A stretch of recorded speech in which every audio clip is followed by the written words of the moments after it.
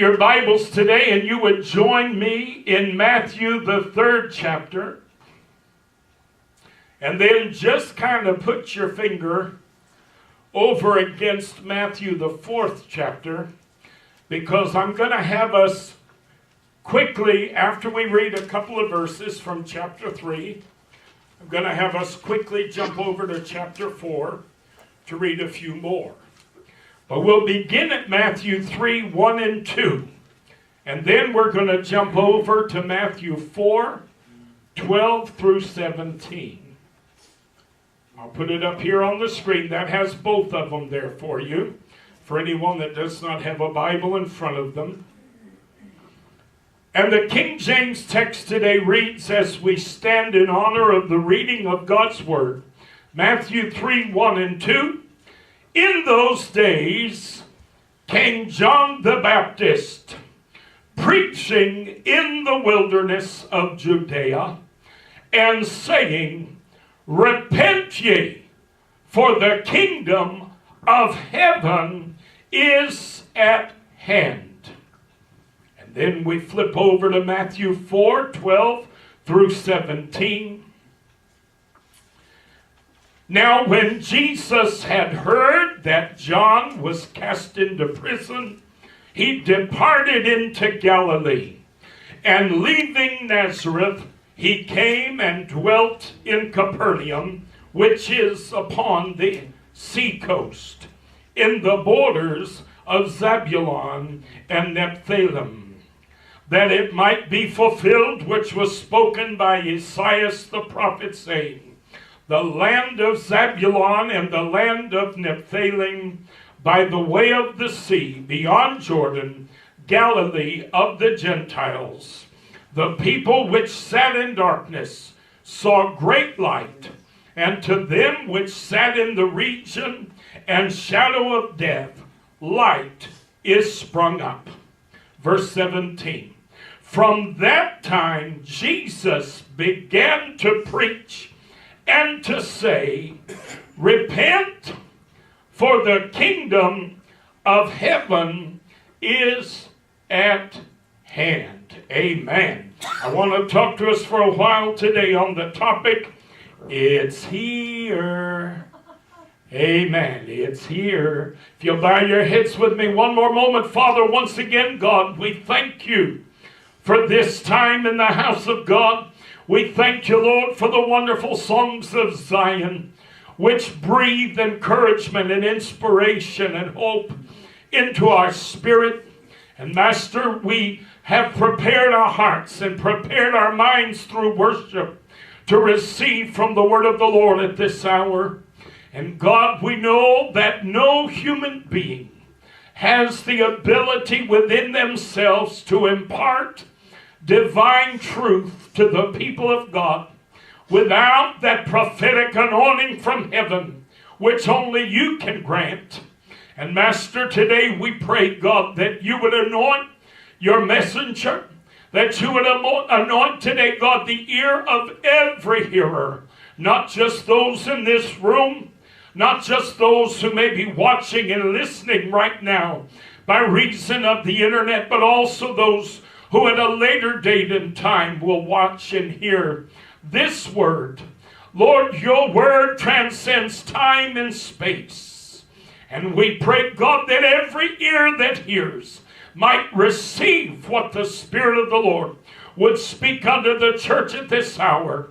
Nourish our soul, encourage our faith, lift us up to higher heights in you than we've ever before known, that we might sit in heavenly places with the Lord. For we ask it today in none other than Jesus' wonderful, wonderful name. Amen. Praise God and amen. You may be seated this afternoon.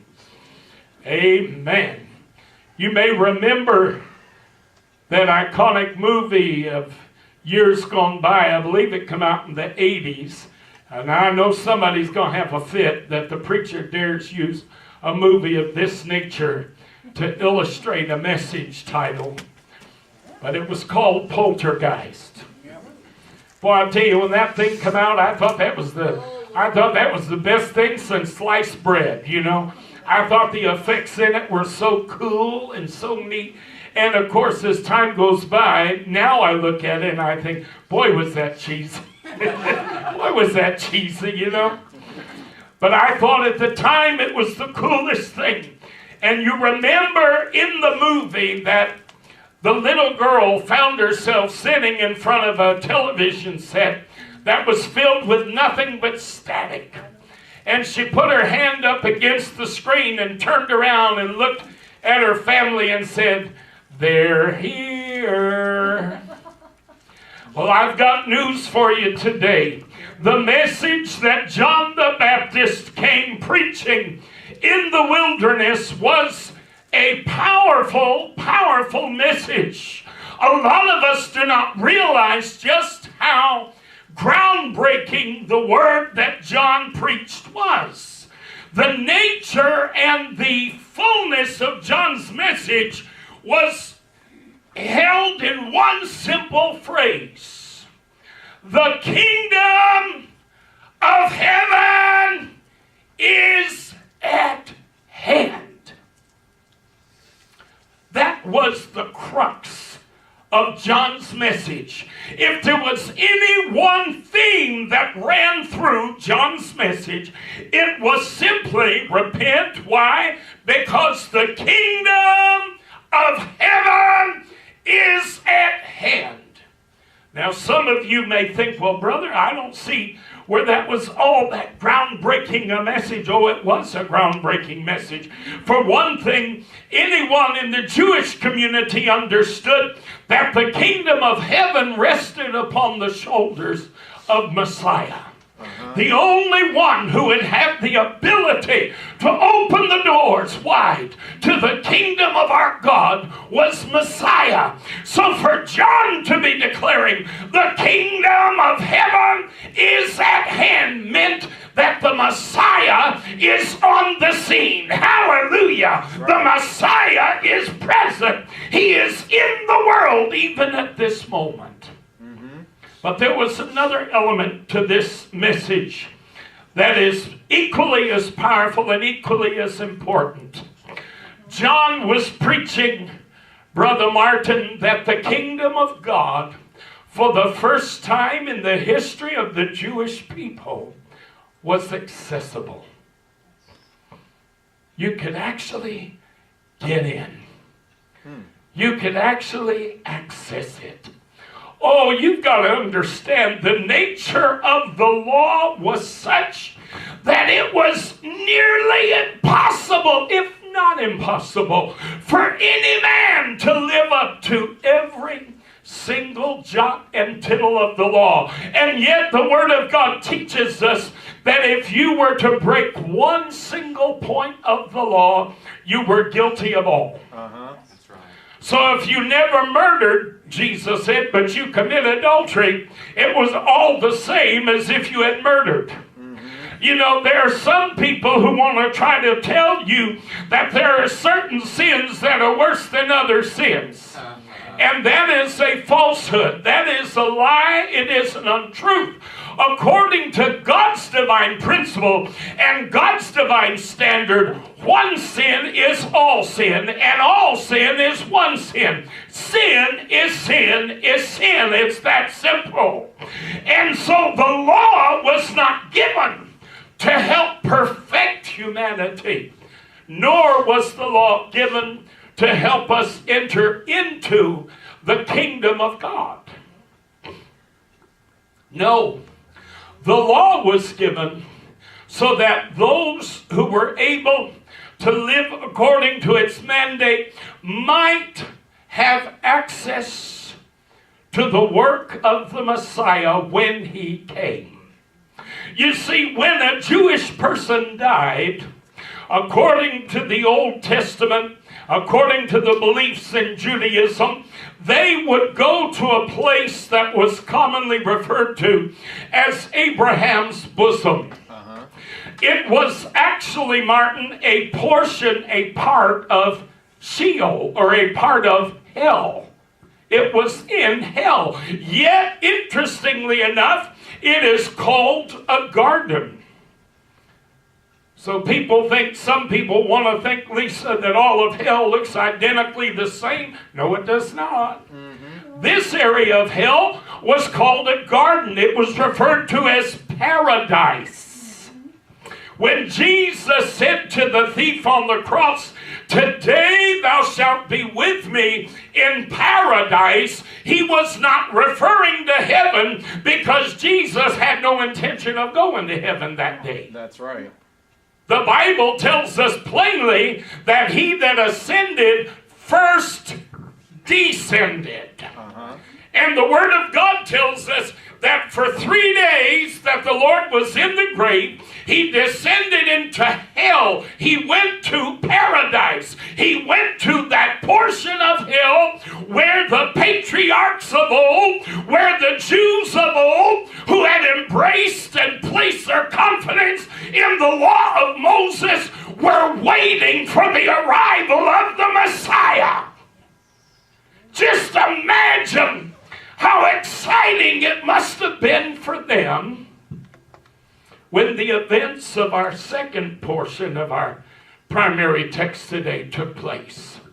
And John went to prison.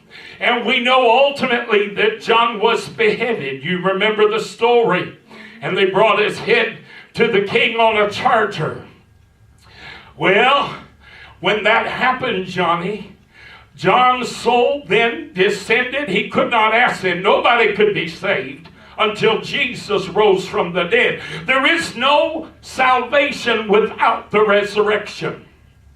So nobody could go to heaven until the Lord ascended from the grave, until he rose from the dead.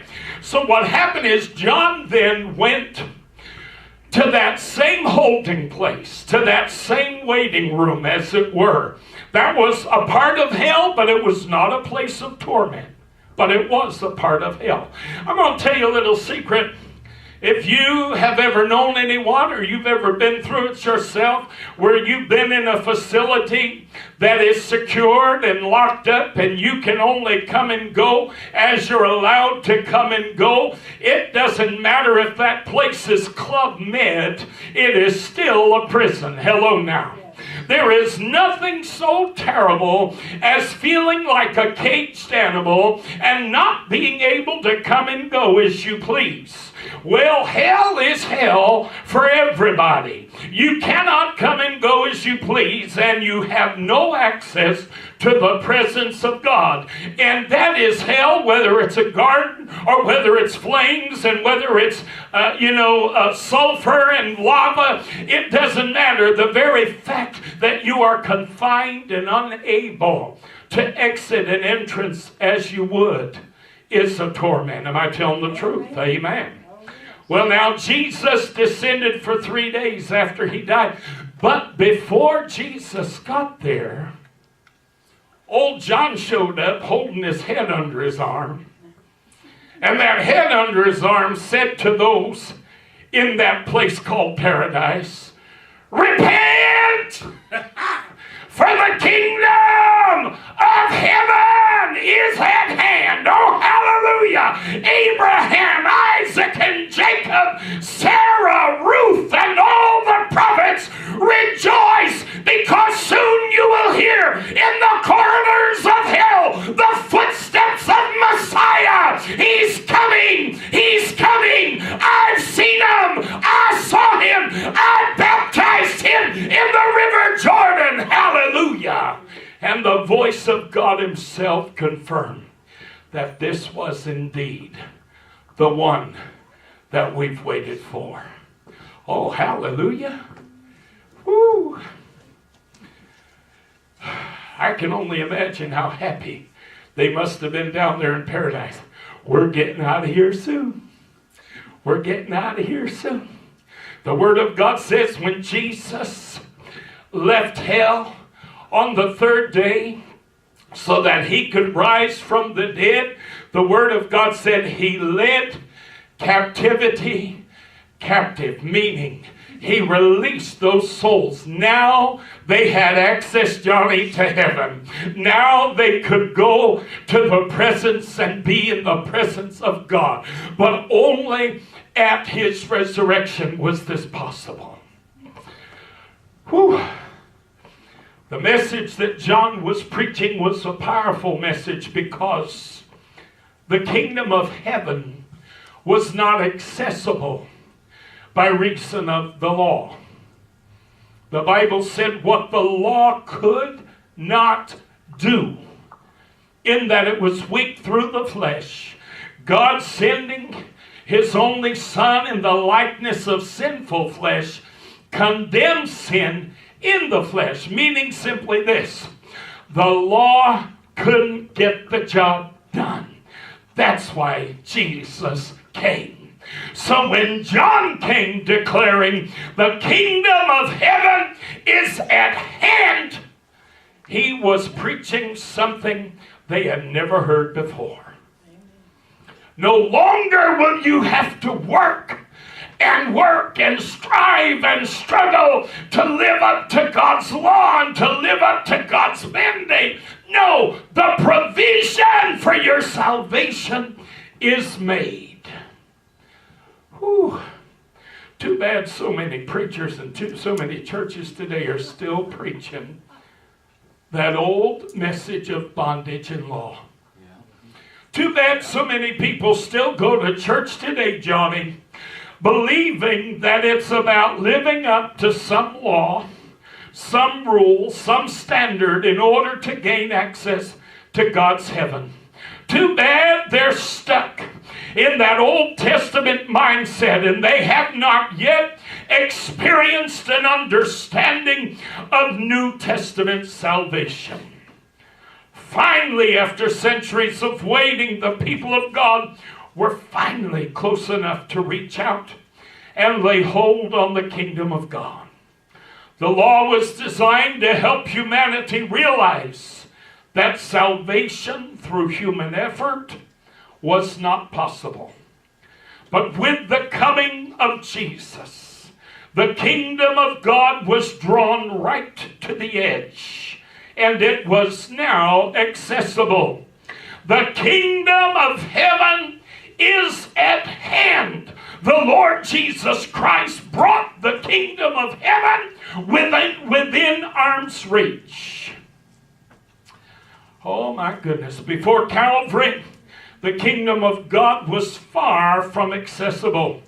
Humanity was forever reaching for God's kingdom and striving for God's kingdom, but it was never quite accessible. The good news of the gospel is now that heaven is in fact within reach. You remember the story of that little woman who said, "Oh, but if I could just touch but the hem of his garment, I can be healed." That's how close salvation was as Jesus walked on planet Earth.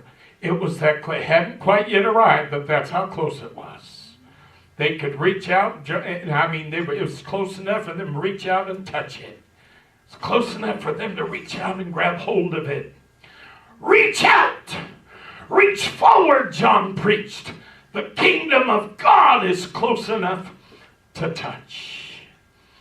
But the message of the gospel today is better than simply the kingdom of heaven is at hand. Our message today is that the kingdom of God is not only accessible, but that it can in fact reside within you. You do not need to go to a destination, but the destination through faith will come to you. Hallelujah. It's here. Hallelujah. Praise God. Amen. When John's life was nearing its end and he found himself in prison, Jesus picked up the baton and began to preach the accessible kingdom message. If you notice in our text today, in Matthew 3:1-2, I showed you that John was preaching for the kingdom of heaven is at hand. In Matthew 4:12-17, we saw in verse 17, from that time Jesus began to preach and say, "Repent, for the kingdom of heaven is at hand." So John was preaching this message. When John went to prison, the Lord knew he'd never come out. So he picked up that message and he began to preach it himself. Do you see? Hallelujah. In Matthew chapter 10, verses 5 through 8, these 12 Jesus sent forth, the 12 disciples, and commanded them, saying, Go not in the way of the Gentiles, and into any city of the Samaritans enter ye not, but go rather to the lost sheep of the house of Israel. And as ye go, preach, saying, The kingdom of heaven is at hand. Heal the sick, cleanse the lepers, raise the dead, cast out devils. Freely ye have received, freely give. The kingdom of heaven became within reach when the King of heaven came down and dwelt among us. Hallelujah. How often do we say of a celebrity that they seem so down to earth? You know, I'm a Meryl Streep fan. You gotta love Meryl. If you see her on a talk show, she's so down to earth and home. You could just picture yourself sitting in her kitchen having a cup of coffee with her. You know, she doesn't come across like a diva. You can't believe this is one of the most talented, gifted, successful, wealthy superstars to come out of Hollywood in a very, very long time. It's hard to believe that. When you actually see her, you know, she comes across as being so down to earth, so earthy, you know. I went to college for a little while, took some classes, and one of the kids I was in school with had gone to college with Chaz Bono. But it was back in the day when Chaz was still Chastity. And he was telling me how that in one of the classes they were in together, a college class, the teacher had assigned a task where they had to work in pairs. And he assigned this kid that I was talking to with Chastity Bono.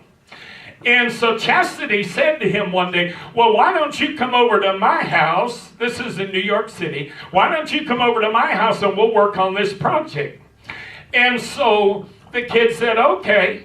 And he's telling me, he said, I was never a big fan of Cher. I never thought anything about Cher, you know. Said she was old. She was from a bygone gen. Of course, look who he's talking to, right? I grew up on Sonny and Cher. I cried when they divorced, you know. Look who he's talking to.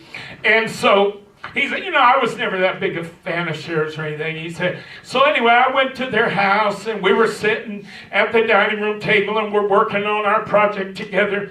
And he said, all of a sudden this person come through the door of the apartment, you know, and had a big old floppy hat on and big old sunglasses and all this clothing that was all loose, and you know, said I couldn't tell who or what it was. I couldn't tell hardly if it was male or female.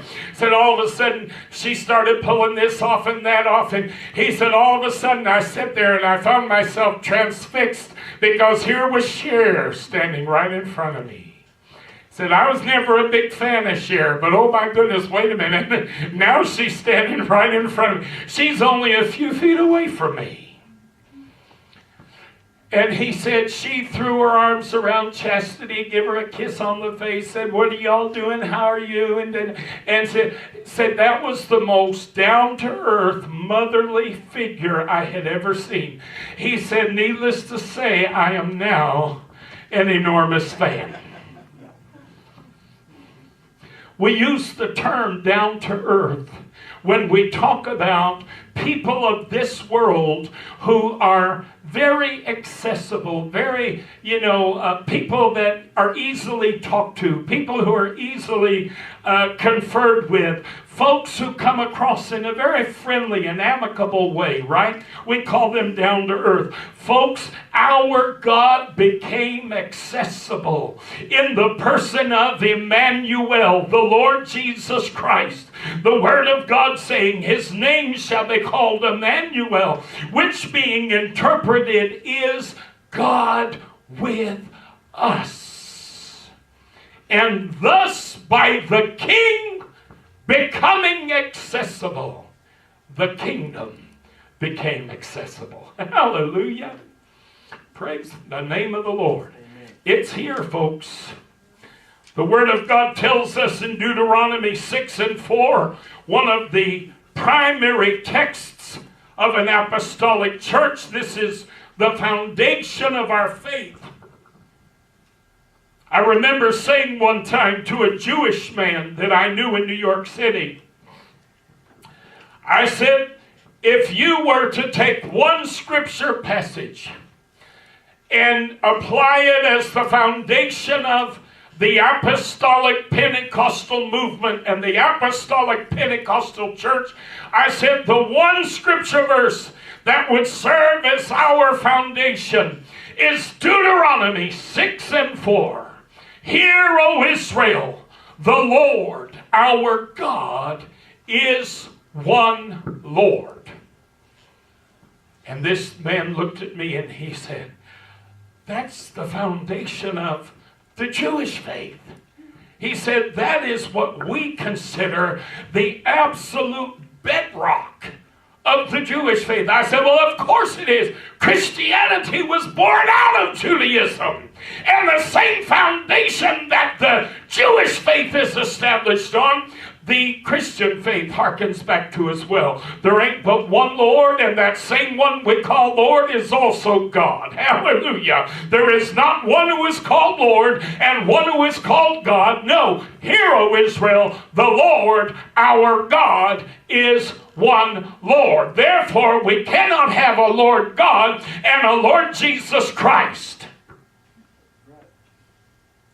They must both be God. Hallelujah.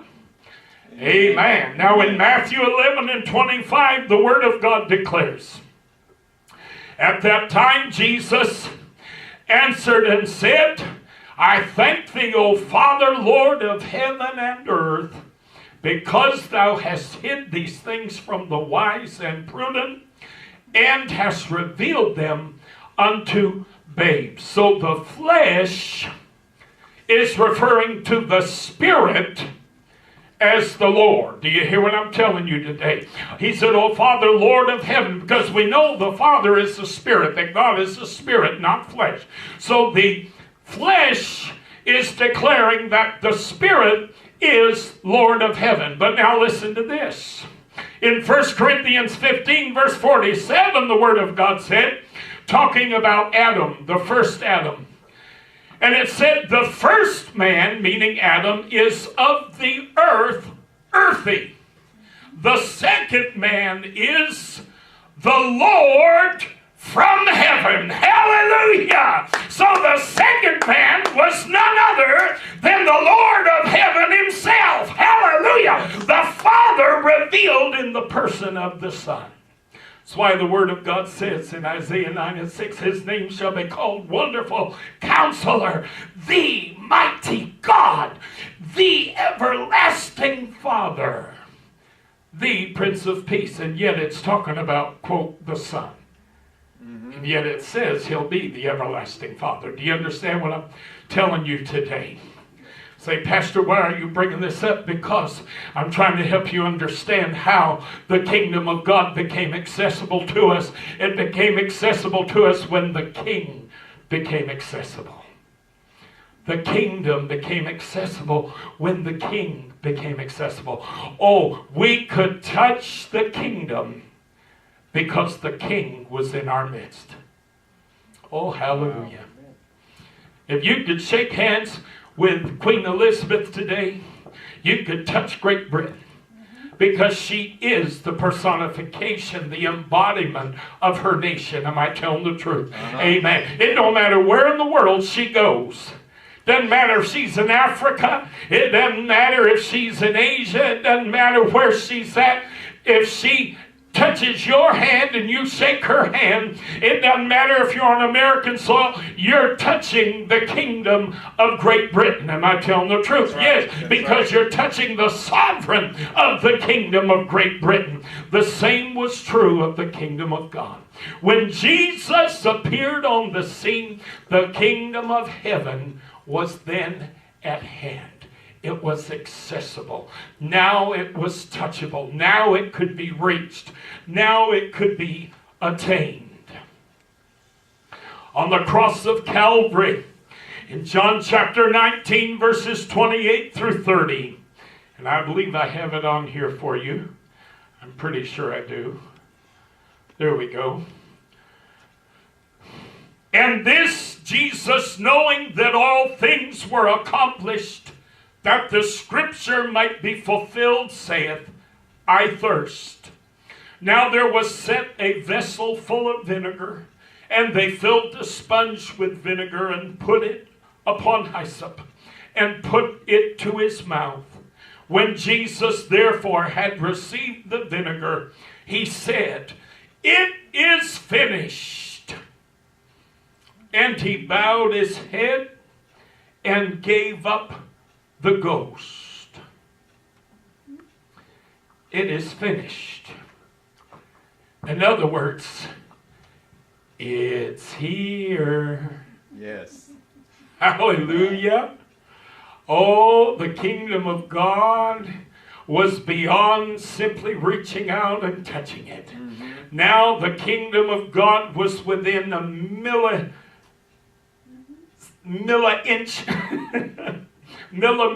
I got to get my measurement thingies right. The kingdom of God was within a millimeter, Johnny, of not only being touchable, but actually being entered into. Because the kingdom of God is not about our entering into the kingdom of God, but rather the kingdom of God entering into us. Hallelujah. I was thinking about this message last night, and I thought, wouldn't it be really cool if the Prime Minister of Canada were to come along and say, anybody in the United States of America, if you would like to become a citizen of Canada, all you have to do is this. And just tell me something I have to do. Write in a postcard with a 50-word essay on why you want to be a citizen of Canada, whatever the case might be. Whatever prerequisite he wants to place upon it. And then, Lisa, he declares those that have met the criteria as being officially citizens of Canada. Now, if we go up to the Canadian border, we can come and go as we please. When we get there, we don't ever have to leave if we don't want to.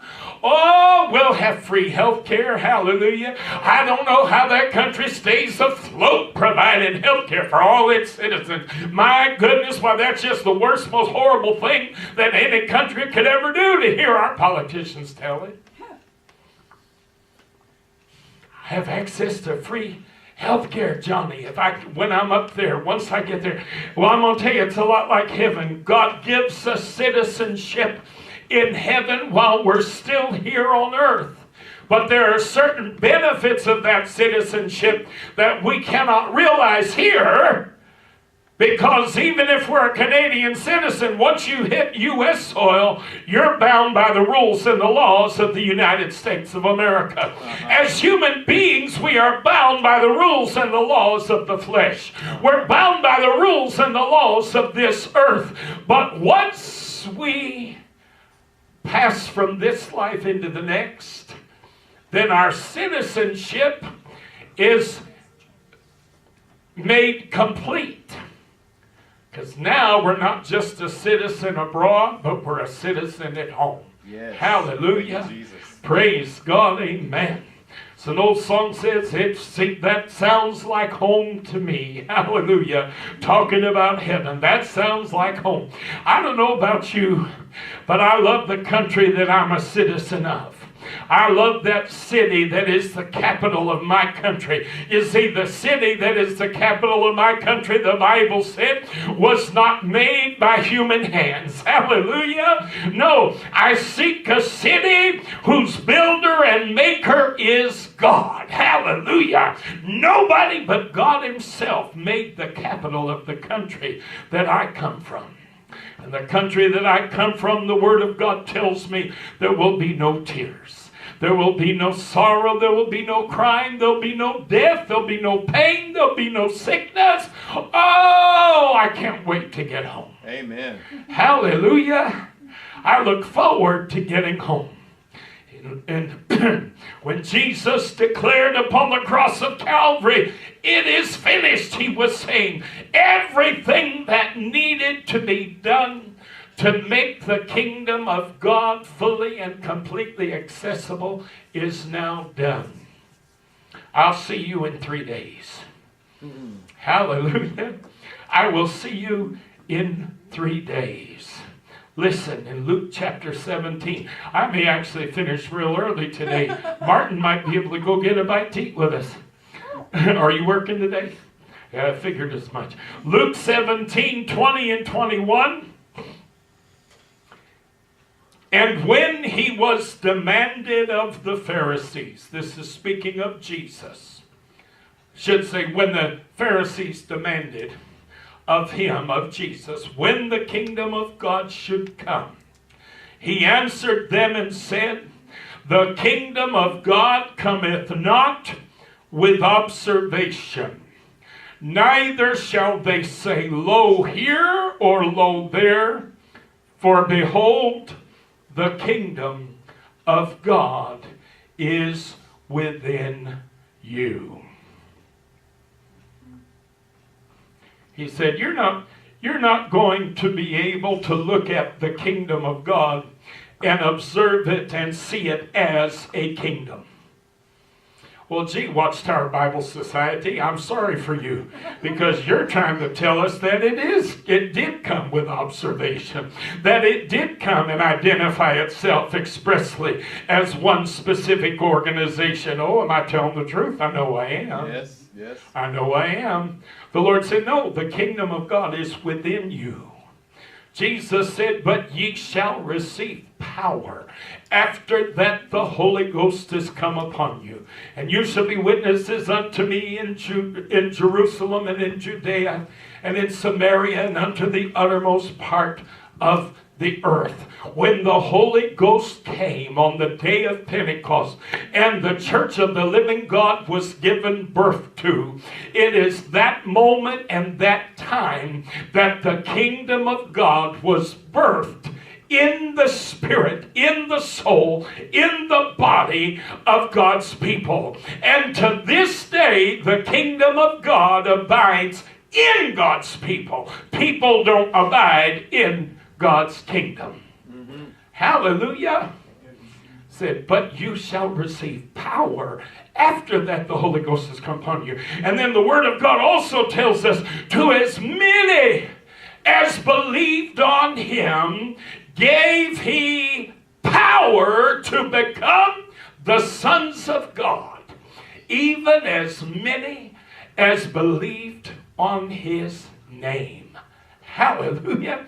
The kingdom of God doesn't come with observation, because it does not come as an organization. It does not come as a visual kingdom. It does not come as a political entity. No, it comes into the believer. Hallelujah. Yes. The kingdom of God is birthed in every believer at the receiving of the Holy Ghost. And when the kingdom of God is birthed within us, there is nothing in this world that can keep us from entering into the kingdom. Hallelujah. You won't get stopped at the border. Glory to God. Nobody's going to say, no, you're an American, you don't have rights here. Nobody's going to build a wall. Hallelujah, to keep anybody out. Glory to God. It's here. I've got news for you today, folks. Our message today is not the kingdom of heaven is at hand. No, that would just mean it's close enough to reach out and touch. Our message today is, it's here. It's here. God has given the Holy Ghost to the church. It's here. He doesn't have to keep giving it, because he's given it. It's here. Hallelujah. The kingdom of God is here. All you have to do is let the kingdom of God inside. All you have to do is welcome the kingdom of heaven into you, and you will have access then to the kingdom of heaven. Hallelujah. It's here. Oh, I don't know about you. I'm so glad I know who Jesus is. I'm glad I know who Jesus is. He's more than just a story.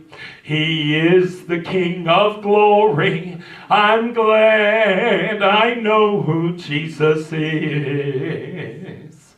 I'm glad I know who Jesus is.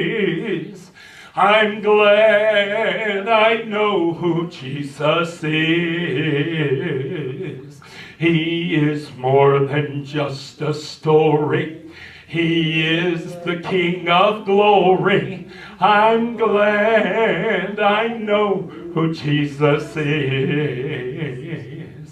Amen. Aren't you glad you know who Jesus is? Amen. Knowing who he is, you understand the King of heaven came to earth so that the kingdom could be accessible. Guess what? It's here. Would you stand with me this afternoon?